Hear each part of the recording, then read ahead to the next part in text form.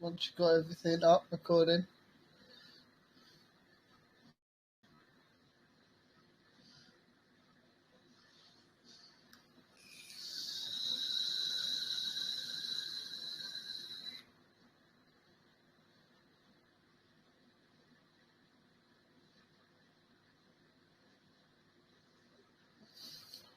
And I'm muted. Whoops.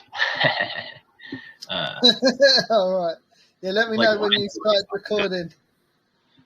All right. So here we are with Dan, our generous host from Thongs Lounge, and Kevin, our crypto lawyer from Lex Futurist. Is that how you say it, Kevin? Futurist? That is right, sir. Lex Futurist. All right. Lex Futurist, which is his crypto law firm. I am Smilebot, the memist, bringing you the meanest and the cleanest of projects to the block, nonstop. Next drop. Here we go. Awesome. So thank you guys for obviously coming. And this is an important subject for many people because like probably 99% of people in crypto don't actually know the laws themselves, be it devs or just NFTs, rugs, anything like that. Yeah, it's just something it's often goes unspoken about, and people try to, I've seen, just talking about rugs, for example, I've seen people try to, create groups and find people, that have rugged them, and it's like, and even when they've been doxed and KYC'd, it's like, what can you do? Yeah, exactly. That's one of my things. It's like, Kevin, it matters like what country you're KYC'd in, correct?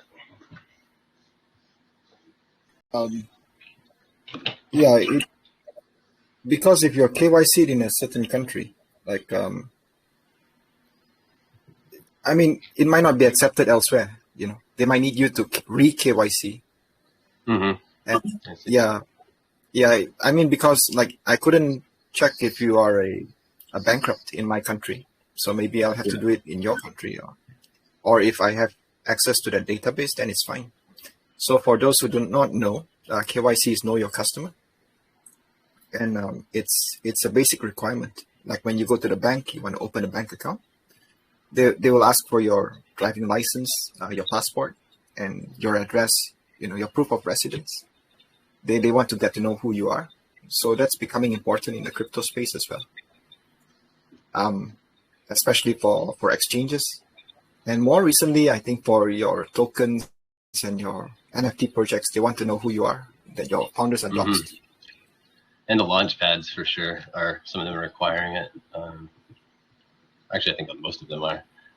More and more, And so say you want to be, you're doxed, people know who you are, you got your face out there. Is that, I know doesn't carry the same weight, but so what is what's the deal with that? So what can you do with, so say, your project leader just dipset, he pulled your project. What can you do if he's KYC'd and his information? And say he lives in America because they have laws. Yeah, so for people who work with, these projects, like they want to provide liquidity, maybe they want to invest into it, like early investors, right? They want to be sure that you are genuine and that you don't do a rug pull later on. And of course, this is, quite different from what Web3 was advertised as. Like when people came into the space like last year, Web3 was all about, be whoever you want to be. You can be anonymous. Yeah. But over the course of 1 year, you've seen so many rug pulls and people just ghosting after their project has minted out, you see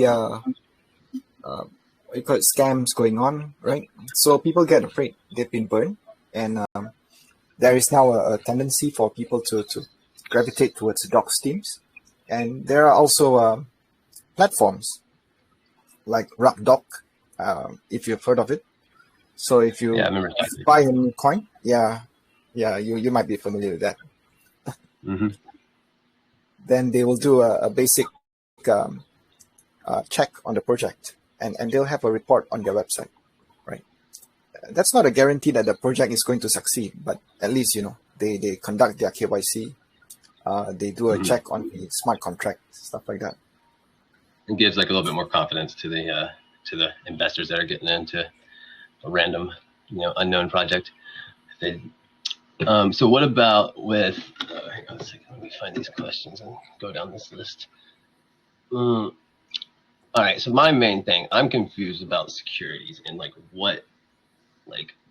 how you need to step around that, and what as a project founder, or the guy that's at top, what you need to do to get around that, if you want to get around that, if you don't want to get around that. I know I don't want to pay taxes and all that, obviously, but is that the move? And then another thing I wanted to ask about was the staking. So if you're staking and you're giving returns, or you're giving rewards for people that are staking, say NFTs or coin, how does that work with securities? Okay, so there are a few. We have to break it down. Yeah. So I think the first part of your question is what makes the token or an NFT a security? So I think in the US, where you guys are from, by the way, I'm a lawyer, but I'm from Malaysia, right?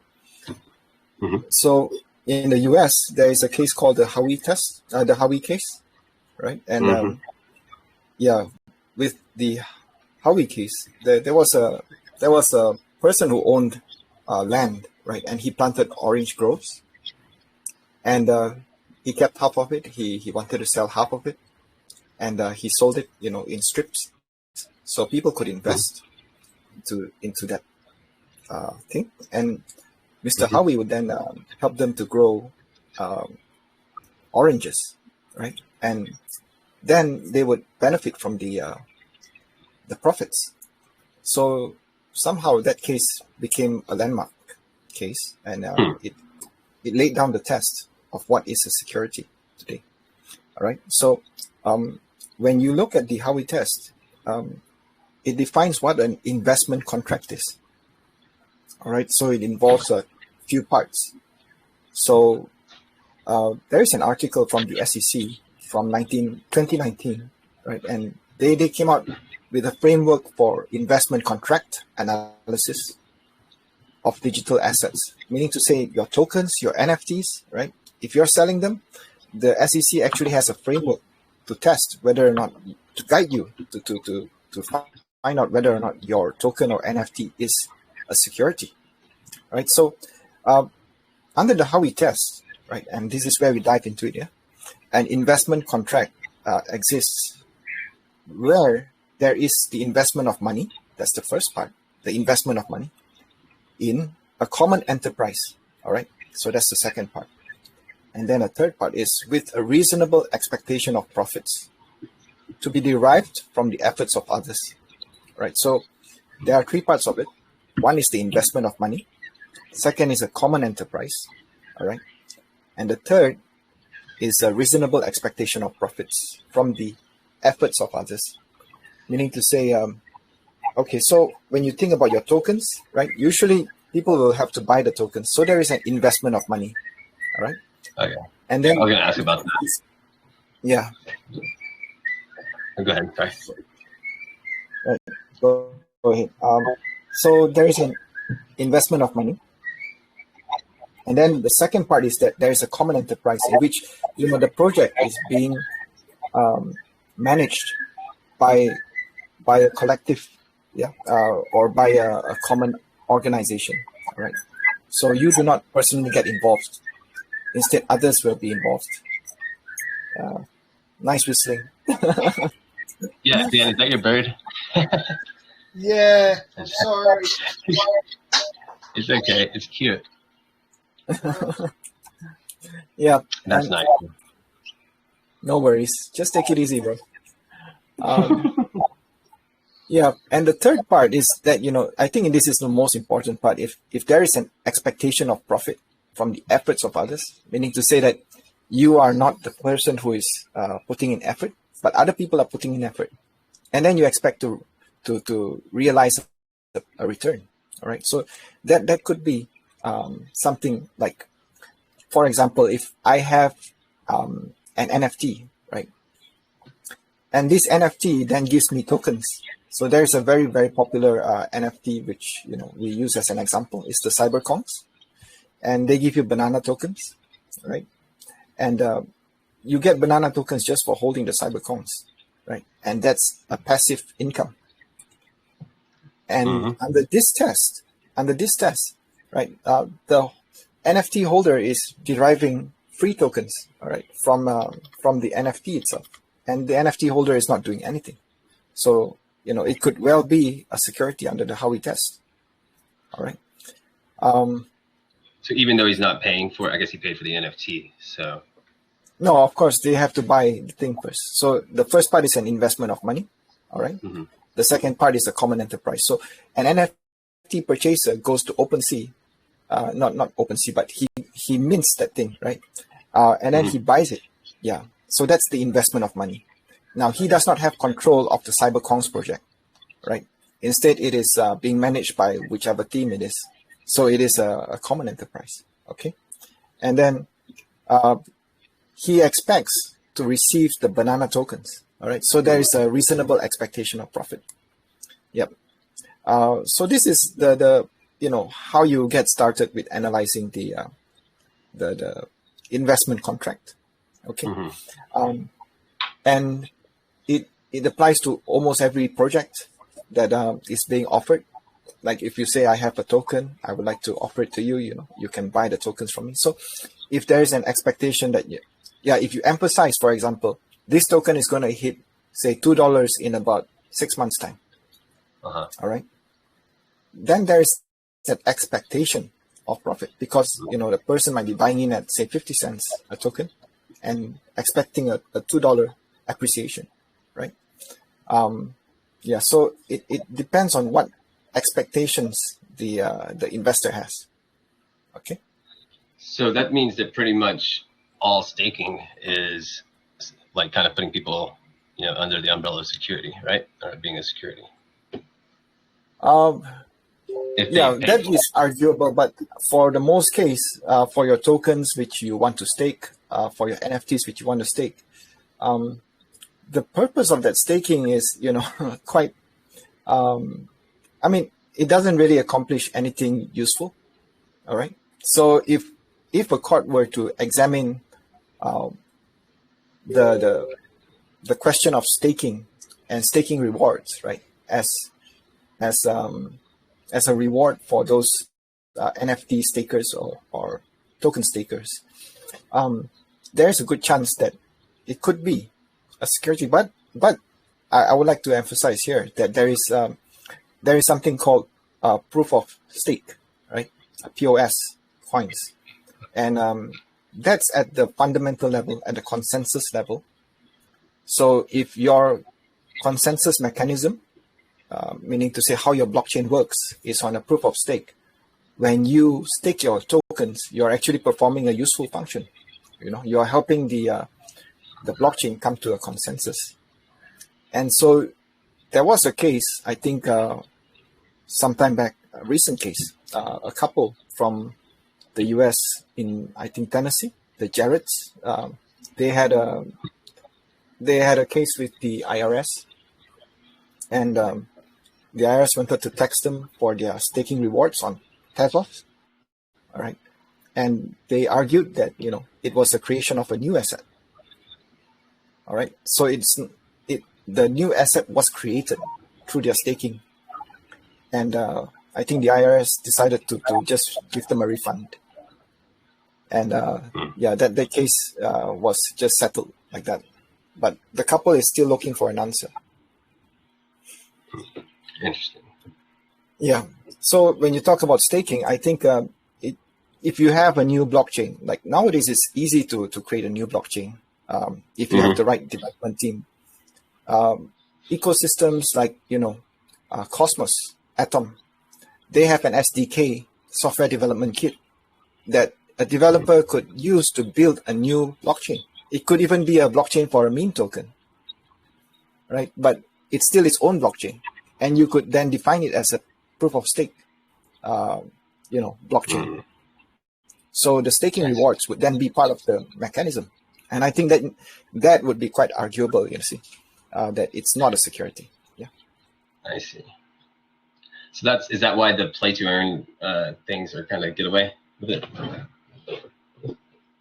Because again, the three parts of the Howey test. The first part is investment of money. Second is the common enterprise. The third is expectation of profits from the efforts of others. So if you are going to have to play to earn, all right, that means it's through your own effort. All right, so that's how you can argue that the Howey test is not fulfilled, right? Because it is not through the efforts of others; it is through your own efforts that you play the game. And so what if you're playing with another person? Could you give an example?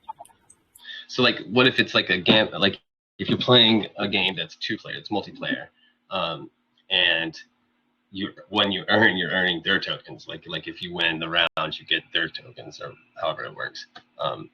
Would that change that up? Like how that works? I think if you have some skills in there, right? It's not a guaranteed win, but there is an element of chance in there, and skill as well. Yeah, then I think you can argue that it's not a security. It's a play to earn, right? And these people are winning prizes in the game with their own effort. Yeah. So if it is a security, that's not necessarily a bad thing. That just means that you are, susceptible to different laws and stuff, right? In taxes. Yeah. Again, the question? Oh, I was just saying. So say you're clearly a security, your NFTs or your project or whatever. Like, what does that mean for you as a project, on the team?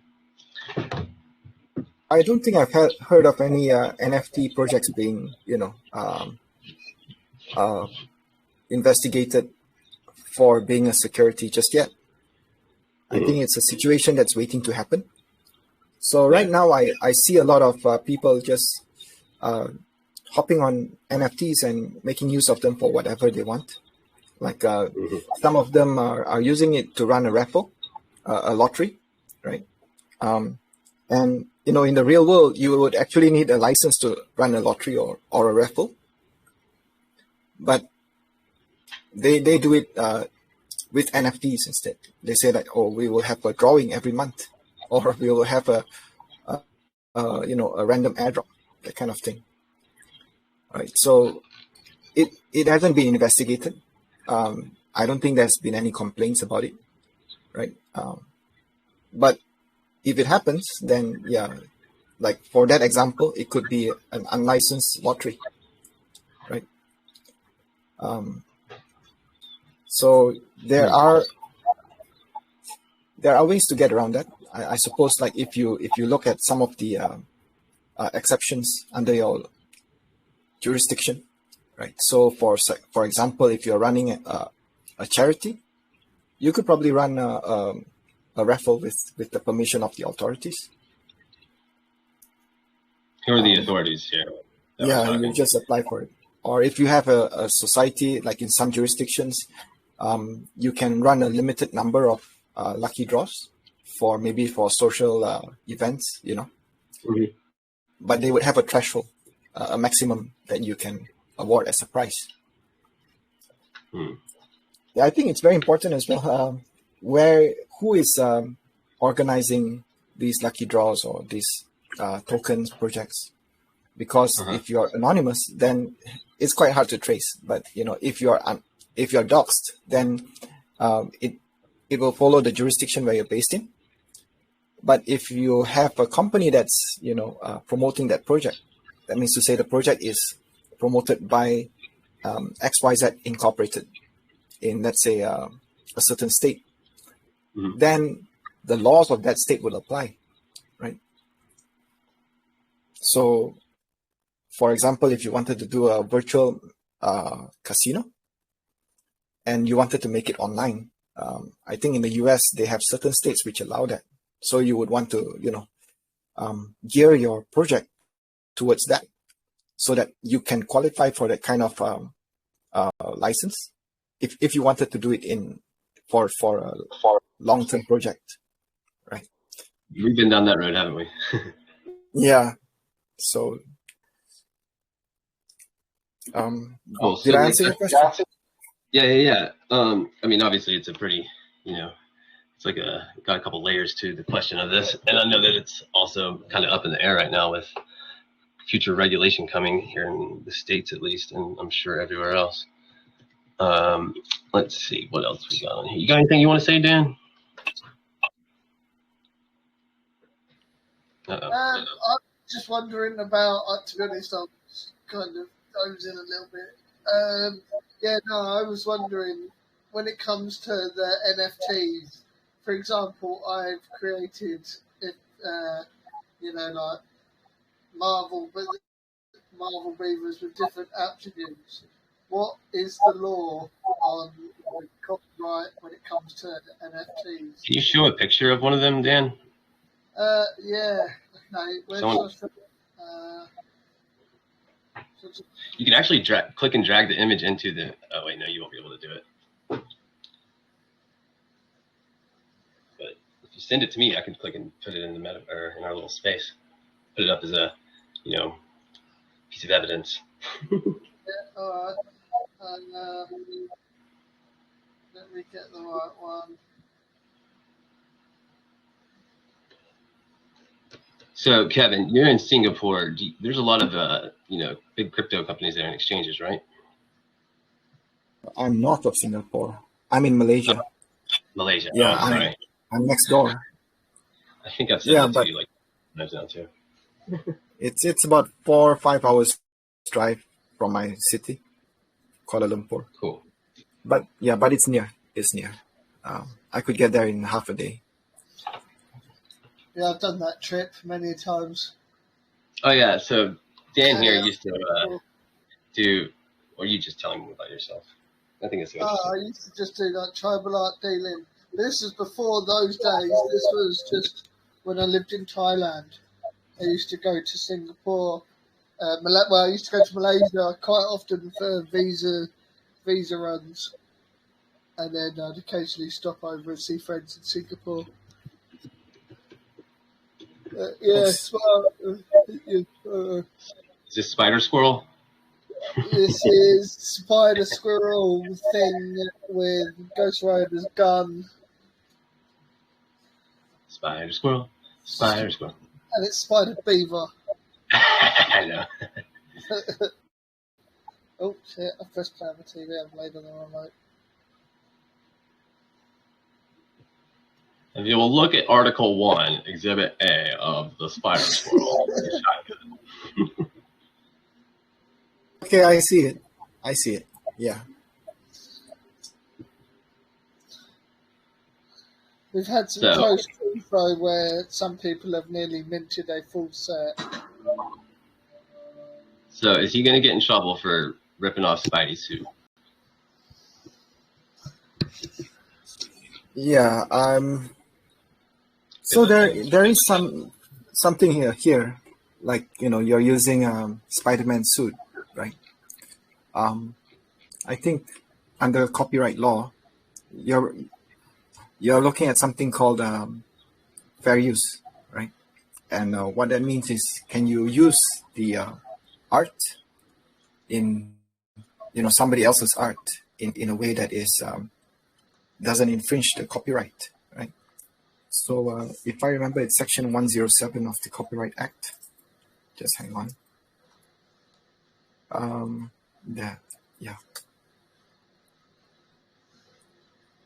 Yeah. So there is a framework under the U.S. Copyright Act. If you're looking at, I'm assuming that if anybody was going to sue you, it'd probably be Marvel, right? Because they own the copyright to this character. Yeah, it'd be Disney. Yeah. So when you talk about, fair use, right? There are 4 elements that the court will look at. So number 1 will be the purpose and the character of the use, right? Whether it is commercial, whether it is non-profit, educational, or however you want to use it, right? And the second one is the nature of the copyrighted work. Yeah. So to what degree that work was used, in relation to the original purpose of it. So let's say for this, is this a beaver? Yeah. Or yeah. So you have created a new character using Spider-Man suit, right? Yeah. Yeah, I've combined multiple characters using different attributes from different characters. I'm sure that that face looks familiar as well. Yeah. Yeah. That's from Fantastic Four. Oh, sorry. I was saying, I'm sure that the the pattern of the Spidey suit is different than whatever. I don't know if that matters that much when it comes to the likeness of things. Yeah. And okay, so moving on with. Yep, go ahead, sir. What were you saying?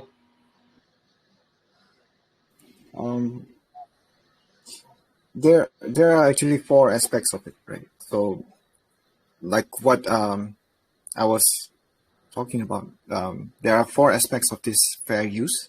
So number 1 was the purpose and the character of the use.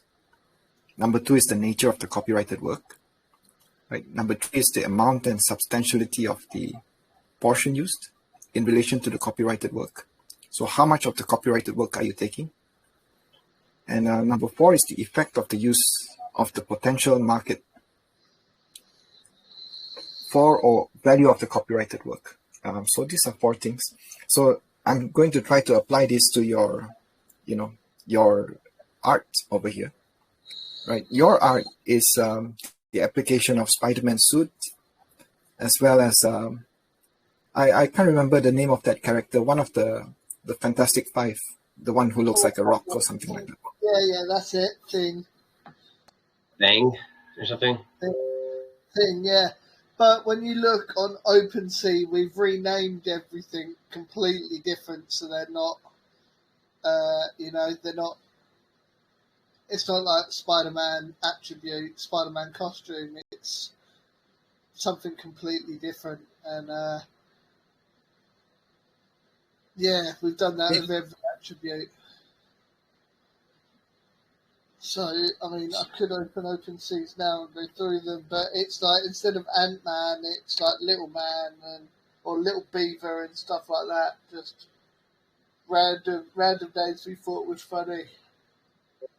The guy, whoever did it, did all the art himself, right? It's original art. Yeah. Yeah, it's all original art. I mean, I've definitely got some pretty copyright or infringing things that I've made.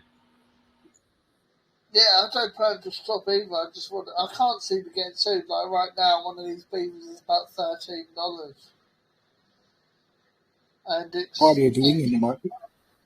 I mean, I haven't really marketed them. It was only 1,000, and 1,000 to min, and I think we're on like 170 in about a week or so. But I haven't done any marketing, and they was never designed to sell out rapidly because they're for staking for a project that I've created. So with the market the way it is, we didn't launch the project in time. So yeah, they're kind of meant to just sort of sell as we go. You stake, you earn, you buy more, you stake, and so forth. Okay. I look at this artwork that you have, right? This Yeah. character. And I wonder whether the rest of your collection also comprises of, beavers in superhero suits. Yeah, they do. Okay. Yeah, they're all Okay, so superhero suits. But yeah. Spider-Man is the only one with a logo. True. Yeah. So go ahead. I'll be right back. This thing is with fair use, you could get away with using somebody else's work if you have put in considerable transformation, right? So you have transformed it into something different. Yeah. That's one aspect of it. Yeah. And in your case as well, you have a suit, so, but you could say that it was a parody of it. So there are some exceptions towards copyright laws, right? Some exceptions, like for example, you have a satire, and the other one is a parody. So if you position this as a parody, you say that, look, I'm really marketing this chipmunk or beaver character, and the use of this Spidey suit is really a parody of Spidey, right? Yeah. Yeah, then you could get away with that, because parody actually is one of the exceptions. It's quite universal. Back in the 90s, there was a movie called Pretty Woman. Yeah. And the theme song was by this guy called Roy Orbison, Pretty Woman. Yeah. You know the song? Pretty Woman. Yeah. Walking down. Yeah, I remember. Yeah. Yeah, so there was this group, hip hop crew, called Two Life Crew, right? And they created a version of the song called, Pretty Woman. And they made the lyrics funny, right? But the bass line was the same. The chorus was the same as well. So when he went to court, there was a very successful defense. They used parody as a defense, and the court agreed with that. So that might be one exception for you. Right? Is Marvel planning to do something similar? That one you have to ask yourself. Yeah, that's if they are. Not that I know of. No, I don't imagine so. If Marvel is not planning to do something similar in terms of NFTs and stuff like that, then maybe you could even argue that it doesn't affect Marvel's copyright as well, because Marvel already has some. I mean, nowhere ever anywhere does it say that these Marvel. I mean, they're massively hinted, but there is no actual. Right, let me go on to Opens. Oh, I'm going to open my depressing wallet right now. Try to open my OpenSea. Let me go to open my OpenSea quickly.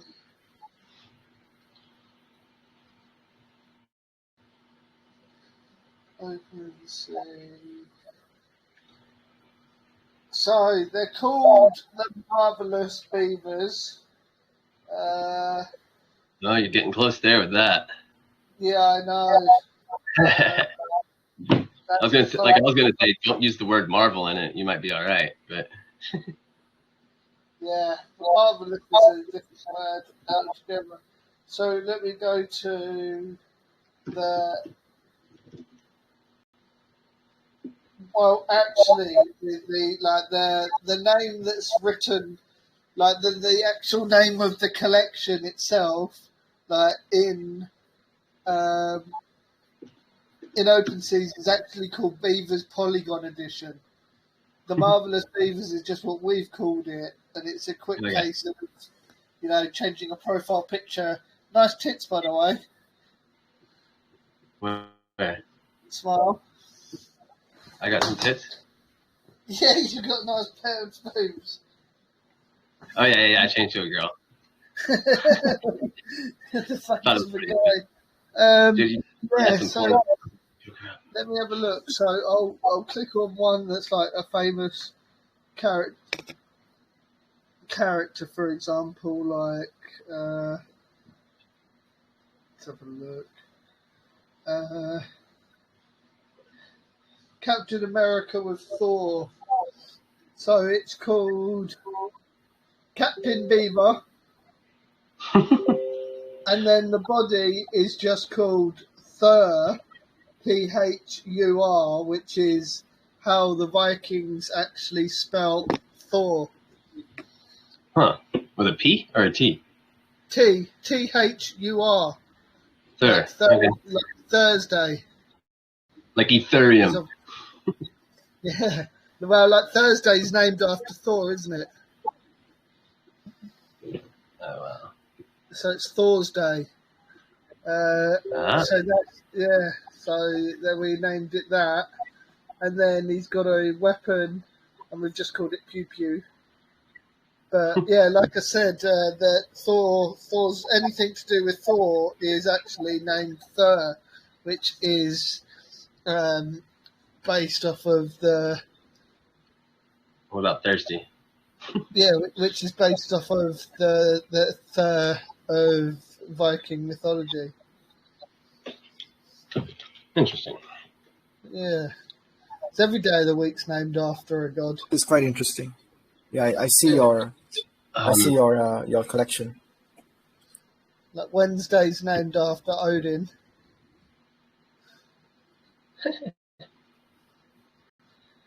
But Wednesday doesn't sound like Odin. No, but it's because in Anglo-Saxons his name was Woden. So it's Woden. Woden, Wodin. So it's Woden's Day. Thursday. I don't know. You look like it. Saturday was like Saturn's Day, and Sunday. I mean, it goes between Roman and Viking gods, I think. We got Jupiter up there too, missing his rings. Yeah. Venus. I don't know what model Let me this have a was. look. No. All right. Weeks. But yeah, so we've gone on too long about the beavers, really. Leave it to the beavers. Okay, so I got a question. Because you were talking to me about this earlier, about incorporating and making an LLC. Why is this important? And then how can it be used to take? Because like I've also seen to like be able to take advantage of. Well, I've actually been the victim of two people making the LLC to get the third person out of it, or out of the picture. So what's up with the incorporating and pros and cons? Yeah, I think it's just business sense, When you set up a company, for a start, you get to write off a lot of tax, and there is longevity to a project. So you could also get investors in by offering them shares in your company. And unless you are the type who wants to, be responsible for a project for the long term, if you have a company, then you could transfer that company to somebody else, right? So companies can live on for decades, even for centuries. So that's one possible reason you would want to set up a company. Maybe you want to set it up as a business, right? But another reason why you might want to set up a company is, maybe it's advantageous to you for purposes of tax, maybe, or for purposes of, let's say, immigration. So, for example, if I, as an Asian, I wanted to migrate to, let's say, the US or Australia, if I set up a crypto project, right, and I run it, then I create a company, a business that is making money. Then I can hire myself, and then from there I could get my visa, and then I could migrate. So that's another reason. A friend wanted me to ask about like what he could he's incorporated. They have a LLC. I'm talking about Steve Watch, and he was wondering about like writing off, like what you could write off as a business when it comes to a crypto project or NFT project. Like how, like he was like having to put in a lot of liquidity himself. I think he was asking, like in that instance, like can you write that off? Sorry, the words are a bit. Yeah, you got super quiet then. Okay, so I was asking about as a incorporated or an LLC, what can you use as a business write-off that, like, when it comes to crypto, like a crypto project? I guess anything if you clever enough, but I think yeah, gas fees is one clear example. So if you're going to use gas fees for minting, that's actually a business cost. Developer fee, yeah, things like that. Those are sunk costs, right? So, and when you do make money, like when people mint your project, you have crypto on your balance sheet, but it would not be taxable unless you cash it out.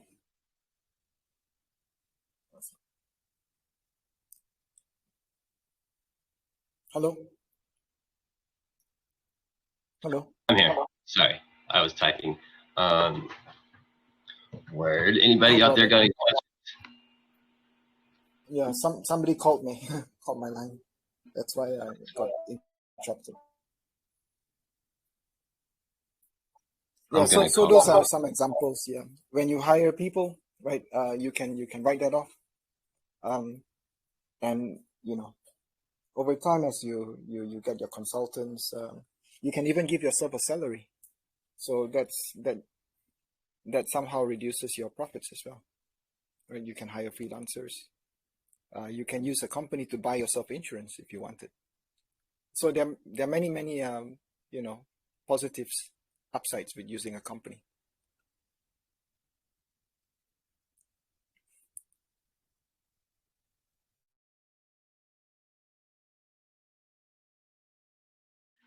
Muted again. So cool. That's interesting about that. Let's see where we're at with this. So when you are an artist that is wanting to make their art into an NFT, what's the general good practice to do to protect your IP with that? I know it varies by country, right? So with IP, I think the good thing to do is if you wanted to register your trademark, like if you built up your brand, like the Bored Ape Yacht Clubs, right?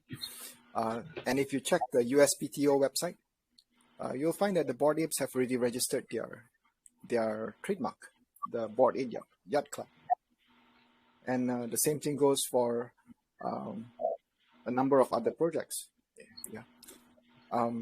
IP is important because that's how you create goodwill and long-term value, right? Because you could even license out that thing. In the US, I think you can also register your artwork with the USPTO, the Copyright Office, and it's the same for my country as well. I could take my artwork and I could register it with the Intellectual Property Office. Doing that actually helps to prove my claim of ownership later on. And that's yeah, is that global, the USPTO? Is that right? No, the USPTO is in the US. Yeah, so like USPTO. So see Dan here, he's in the UK? Is that right, Dan? Yeah. Like so if does somebody copied his project, yeah, he would have to enforce his copyright against that person. So there are some practical issues with that, and I think the most important issue is the issue of cost, right? So how would it be cost effective to enforce his copyright? if somebody, let's say from India, decides to copy his project, right? I think the most cost-effective way to do it is just to ask the platform to take down the offending collection. And what it means is you invoke the DMCA takedown notice because you claim that there is a copyright infringement. Okay. Mm-hmm. Yeah, anything to do with the NFT Steakhouse, including the NFTs, are copyrighted and do belong to an LLC based in, I want to say, Kentucky or somewhere like that. Oh, nice. So, the project is actually an LLC. Okay. Yeah. So you could register your trademark, the Polygon Beavers, as well as your artwork with the Copyright Office. But copyright is not universal. Yeah. So if somebody were to infringe your art, using it in a really far-flung country like Papua New Guinea or somewhere in Thailand, you would have to. If you wanted to sue them, you would have to go to that country, or alternatively, you could sue them in your country, in the UK, and then you try to enforce that court order in the infringer's country. But if you're talking about practical steps that you can take, a takedown notice is quite practical, right? So somebody who's hosting a marketplace can blacklist that collection. They can blacklist the wallet as well. All right. Oh that's not good. Yeah, and that's very cost effective as well. Yeah, definitely. If it's just a case of messaging an NFT marketplace. I mean, to be fair, I wouldn't be taking anyone to court. I wouldn't be with. A lot of this is new to me because, I feel like I've always kind of broke rules as the meme projects and stuff that we did, because it just seems so. I guess it was lax then. I mean, it still is, I guess, but it just seems like a whole different world right now when it comes to all the vibes in the crypto scene. Yeah, so if you want to do it in a compliant way, a way that complies with the laws, then you have to respect people's IP.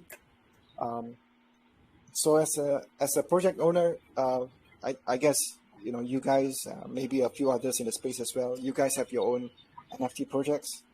And when we talk about copyrights, you retain the copyright, right? You retain the copyright. That's the default position. It's all rights reserved, and you dictate, who can do what with your art. Even though you sold them the NFT, you still retain the copyright. All right. And what some of these NFT projects are doing now is they are coming up with a license for their collectors, so their collectors can then take the art and maybe use it commercially, maybe use it personally, right? Maybe create derivative art out of it. So that has to be spelled out. Otherwise, the default position is that they only own the token, and they do not acquire the copyright. That is the default position. All right. So if you want to be generous to your collectors, then you can come up with a license. And an example of that is the Bored Ape Yacht Club. They have terms and conditions. If you go to the website, it's down there right at the bottom of the page. Terms and conditions. You can see there's a personal license, there's a commercial license. And there's another similar website as well called nftlicense.org that was set up by the CryptoKitties founders. Hello? Can you hear me? Yeah, I can. I'm just sort of, it's... I keep muting myself so you don't hear me banging around, and then I have to get up and mute myself when you ask a question. Okay, I'm sorry. Yeah, so it was suddenly very quiet, so I Thought something had gone Yeah, wrong. no, that's all right. So yeah, with the licenses, well, with the beavers, they'll be. I mean, we're just using this as an example. The beavers themselves are just going to be used for stake to stake. So you have you can earn a passive income on the token that we're going to launch. So Okay. yeah, they're cheap. They're only 20 matic, which at the moment is like $13 or something. So it's not like I'm personally worried about the law or anything like that. But there are people that obviously could be listening to this that are creating a project that need to know those things. Yeah. So Especially when it comes to NFTs, like a lot of NFTs can raise hundreds of thousands to millions of dollars. Where I said it, so Nice too. Are you back? Yeah, it's raining and my roof's open on my car. I'll be right back, you two. Or y'all. All right. yeah. So it's mine was never a cash grab. It's always just to help fund the project. Sure, I'm yawning. It's like 3:10 in the morning here. Yeah. Exactly what I can hear. Hello. Hello. Yeah. So it's a bit late for you. Oh yeah, I was just saying this is it's like 3:00 in the morning for me. Yeah. We should be wrapping it up soon, I guess. Yeah, no, the VC's kind of there's not too many people in it. Hold up. Okay, so I've been given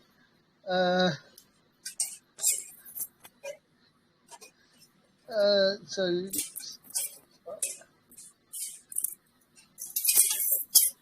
I'm actually it's working hours for me actually. oh, is it? Have you got to get back to work? Yeah, but I need to wait for Smiley to get back here. Okay, yeah, I just walked up. How long we been going? We've been going on for about an hour plus. Okay, cool. So, I don't know if there's anybody that's been asking questions in the chat or anything. I've still got a couple more in here, but like I said earlier, this is going to be the first in a series of them. I think Kevin wants to start up a podcast, and I want to keep the ball rolling. Scheduled AMAs, cover some of these topics a little bit deeper. Yeah, this is kind of turned into an NFT one, really, isn't it? That'll be really good having a routine podcast about crypto law because, a lot of people in the space are going to have to learn it in a hurry as regulation rolls in. Yeah, that was the idea. I was like, this is a good time. Like, a year ago, nobody was talking about crypto law. Everyone's like, degen, DeFi stuff. And like, now it's like on everybody's mind. Well, some of the degen groups I was in, they were like, this is going to be the last bull run without regulation. And it's not looking like they're wrong either, considering where the markets are at. Now that everything's so badly bled, there's going to be people demanding things be changed, either through uneducation of how crypto how old school crypto values used to be or whatever, but there'll be a lot of burnt people now holding money that no longer exists to them going, we want regulation. We want certainty instead of volatility. So it's the trend. It's already begun. Yeah.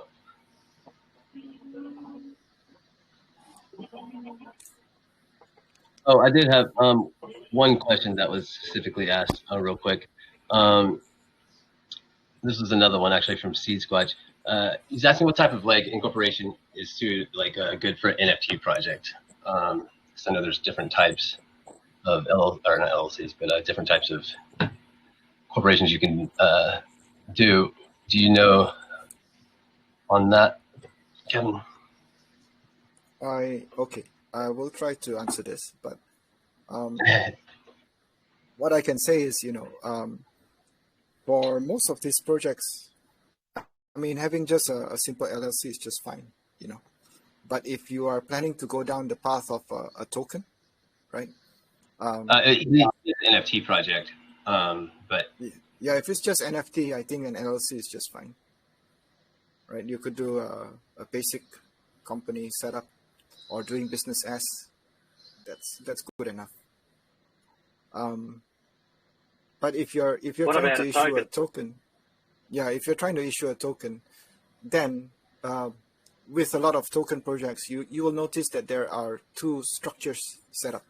One is usually a foundation, right? The foundation will eventually they try to get a charity status for that, because with a charity status you can give grants, you can receive donations, and you can use it. Like Vitalik is in a Ethereum foundation, right? And that guides the whole Ethereum project. So there's a longevity to that project. And if you look at the Ethereum ecosystem, you also have Consensus, which is developing commercial projects and things like MetaMask as well, right? That's being developed by Consensus. So it's really two structures if you're going down the token path.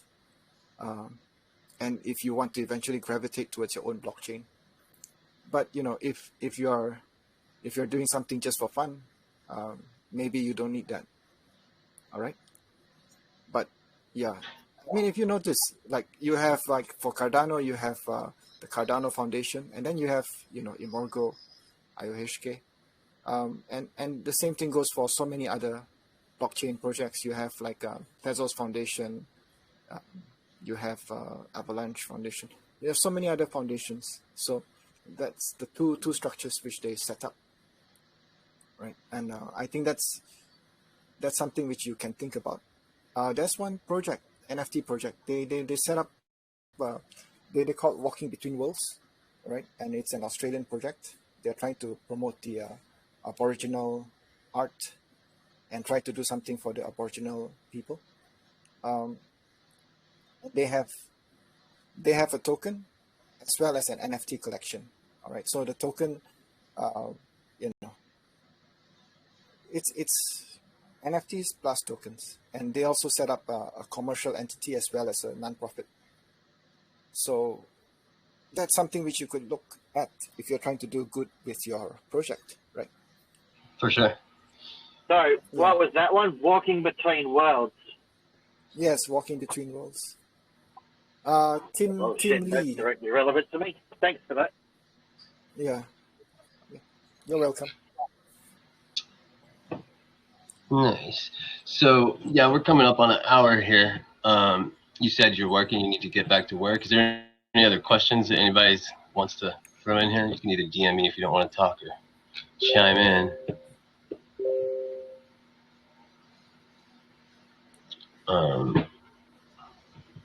This is cool. I like this. I learned some things, figured some things out that I was wondering about. No problem. Yeah. But yeah, we should do this. We should do this again. Definitely dive in a little bit on some of the security things, and maybe get Boulevard in here next time. Get his angle on things. Yeah. Yeah, we do have a team of lawyers. So, Boulevard or some of the lawyers from other jurisdictions as well. Mm-hmm. That'll be great. You get different perspectives. Yeah. For sure. Different places too.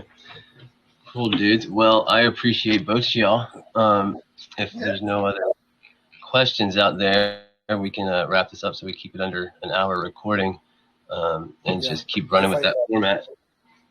If I could just give a quick comment. Yeah, for sure. I think Boulevard, my friend Boulevard, he's a lawyer from Africa. He's a great crypto lawyer to have on the space. He's very much interested in Hyperledger. He's serving on the ISO committee in his country on blockchain technologies. Nice. He helps out in a number of different projects, and you could ask him about things like CBDCs, central bank digital currencies. So he's really a great person to talk to. Yeah, he as said well. he was going to be here today, but I don't see him. It's late. It's late for him. It's late for Ah, him. He messaged me. Yeah, he was sleepy, so cool. he'll tune into the recording. Yeah, yeah, it'll be cool. I'm excited for the next one even because get a little bit of a thing going on it and get some more questions built up over the next week or so. Cool, dudes. Okay. Well, I appreciate both of y'all. Yeah, it's been very interesting, and I have to thank obviously both of you for coming in as well. And yeah, if And any, just trying to build safer, a little bit more trusting, less sketch space, and this helps a lot with that. Just everybody being on the page. Maybe I'll fix up this courtroom. Put some girls in here next time. I don't know, I'm grinding up against you. Oh yeah, I don't know if you can see that. get a room, you two. Yeah, that's great. Oh, But Thank you so much. I mean, if you want to do this again, maybe we can do a community poll and see what people would like to find out the most. And set a theme for another session. Yeah, I'm an ugly creature. This thing I am. Okay. All right, Kevin. Thank you so much, man. Thank you very much. Thank you. And Thank you. thank you all for listening. We go out with some music. I don't know how loud it is, but Going out to music, right? Sweet. Let's get the dance. yeah, on. we don't have to close it down or anything. We can just do some. You can do your duck races. What do you do? Well, I don't There's not that know. many people. Let me have a look. I'm busy dancing away in here. Who's in here? Robin, Casper, Neymar.